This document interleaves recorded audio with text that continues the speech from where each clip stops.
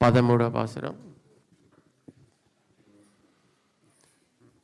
ஆண்டாள் திருவடிகளே சரணம். புள்ளின் வாய் கீண்டானை பொல்லா வரக்கனை கிள்ளிக் களைந்தானை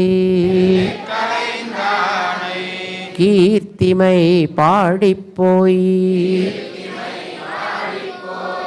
பிள்ளைகள் எல்லாரும் பாவைக்களம் புக்கார் வெள்ளி எழுந்து வியாழமுறங்கித்து புள்ளும் சிலும்பினகான்